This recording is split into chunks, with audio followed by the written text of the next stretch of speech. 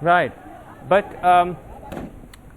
Adrian, I mean, to that extent, you're right to say, of course, it's never been secret, the ISI support.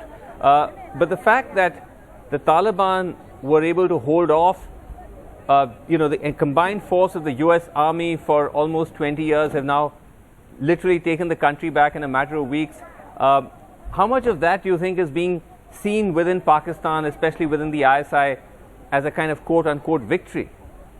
I think it's seen as a victory. I undoubtedly do. I think that they're also mindful and concerned of what happens next. Last time something similar to this happened, if you think about, for example, the enormous military operations that took place along the Durran line in South and North Waziristan, there was a humanitarian tragedy, the movement of millions of refugees that caused an enormous amount of political instability for Pakistan.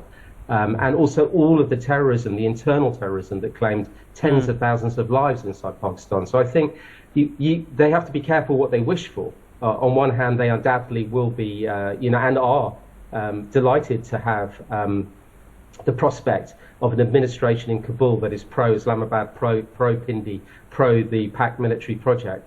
But on the other hand, they are also wondering what the ramifications of this will be in terms of internal stability. In the same way that India is, ungoverned spaces in Afghanistan present huge counter-terrorism problems, huge terrorism problems for the region and the world.